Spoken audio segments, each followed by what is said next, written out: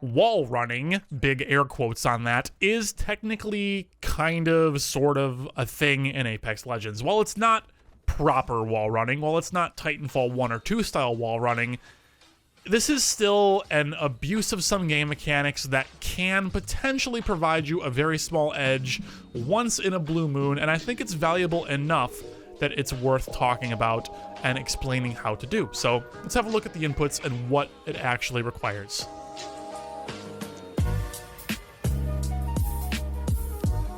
The setup for a wall run in Apex Legends is pretty similar to that of a wall kick, or a wall hop, or wall jump, whatever you describe it as within your own Apex Legends circles. Now, I'll explain how to do that at the end of the video. Let's just get right into the wall running part first, because that's why you're here.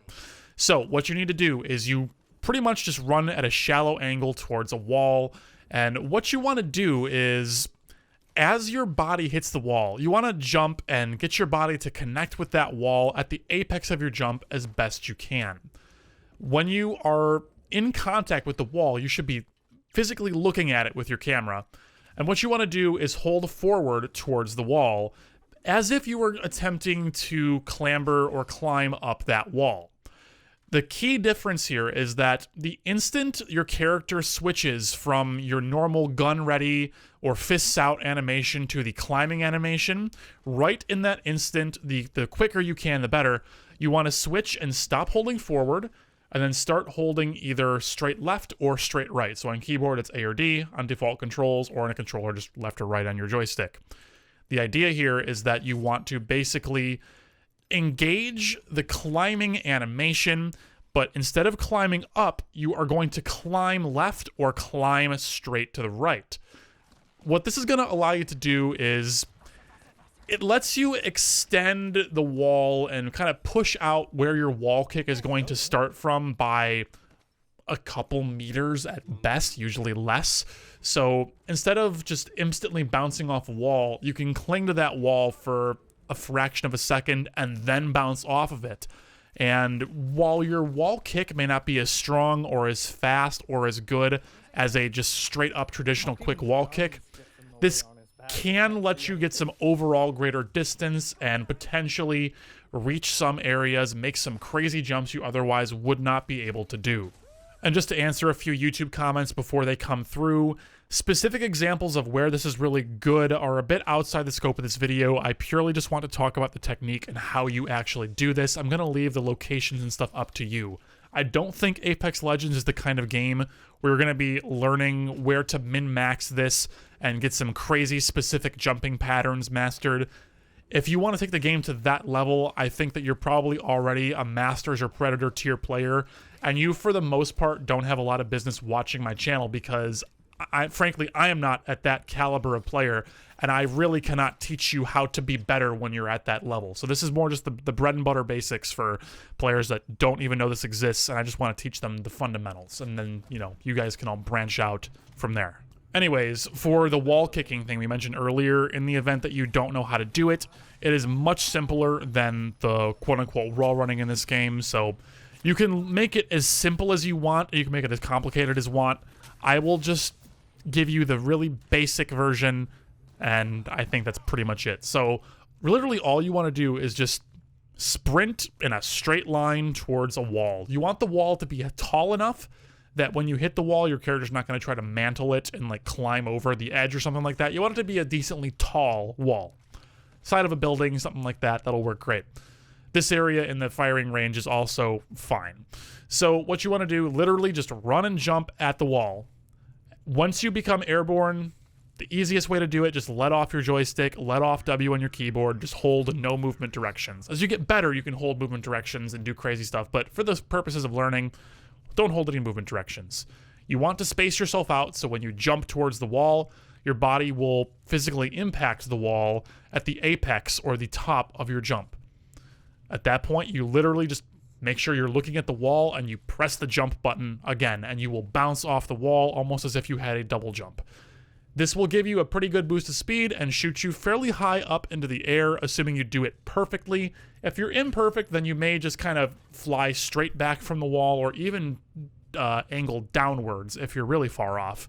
And That's all part of it. As you practice and learn and get better, get more comfortable with doing this, you'll get better at having a higher percentage chance of getting that perfect wall hop or wall kick every single time.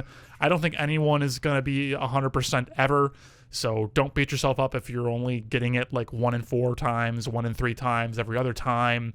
Just keep practicing, work it into your regular gameplay. If you're between big fights and you're bored and you're in one of the big train tunnels on World's Edge, just literally just like run and jump off the wall a few times and just kind of practice that wall jumping, that wall kicking, and get used to the timing, get used to it. Because in the moment, if you're ever in a fight where, say for example, you are inside of a building and it's super early game, you have like a white armor and an alternator and like that's it, and your opponent also has like a white armor and like an Eva or something, or you know, whatever gun they may have. It's like super early game, bad loot situations. It may actually be pretty cool if you are in the middle of a reload and your opponent is actively still shooting you because they still have bullets in their magazine. If you can be evasive by literally just turning 90 degrees to your left or right, running and jumping off the wall. And this is like a movement pattern that your opponent may not expect, and they may not track you appropriately.